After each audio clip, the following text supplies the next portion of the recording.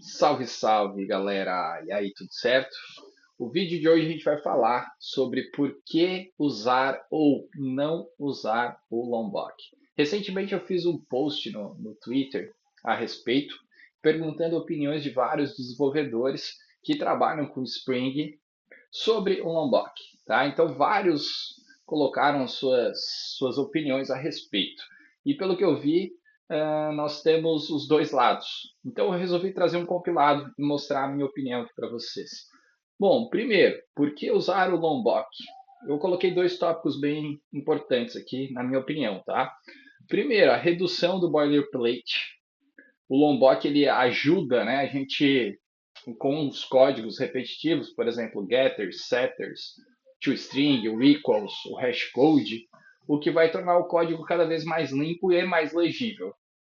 E também o segundo ponto seria a produtividade, porque ao gerar esse código, esses métodos de forma automática, o Lombok ele permite que o desenvolvedor ele tenha um foco específico na parte lógica do negócio e não precisa se preocupar com isso na sua codificação. Porém, a gente tem que analisar os contras, né? Por que não usar o Lombok? Bom, primeiro tópico, legibilidade e transparência, tá? Esse uso da anotação, que Lombok nada mais é do que anotações, né?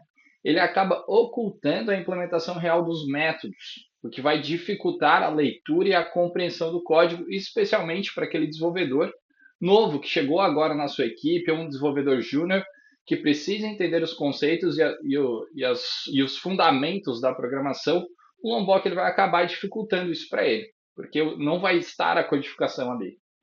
Segundo ponto, dependência.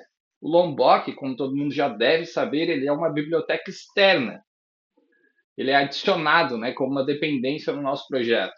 Então isso pode levar a um certo tipo de problema se houver mudanças ou até descontinuação nessa biblioteca, o que eu acho pouco provável que aconteça.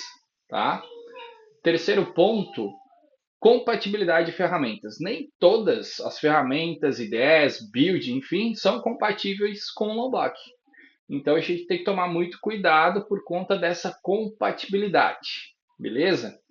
Então, concluindo, o Lombok ele é uma ferramenta, né, de anotações para aumentar a sua produtividade, mas a gente tem que tomar muito cuidado. Agora vai uma opinião pessoal.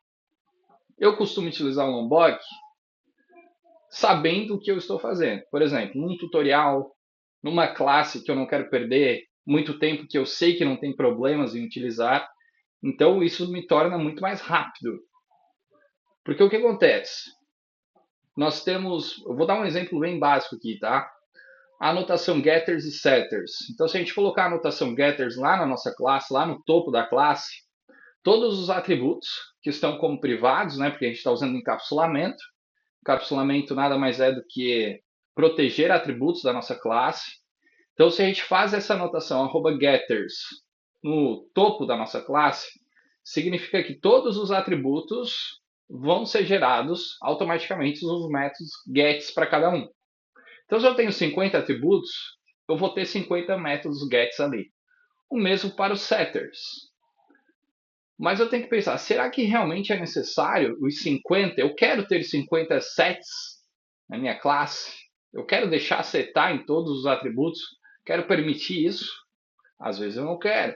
Então a gente precisa tomar esse certo tipo de cuidado. Nós temos as anotações de construtores, que também precisa ser levado em consideração na hora de adotar o Lombok ou não. Toda classe, todo objeto ali em Java, né, por padrão, ele possui um construtor que não passa argumentos nenhum. Mas a partir do momento que eu sobreponho, né, que eu crio um construtor ali dentro daquela classe passando parâmetros, significa que eu não vou poder instanciar a minha classe sem passar nada.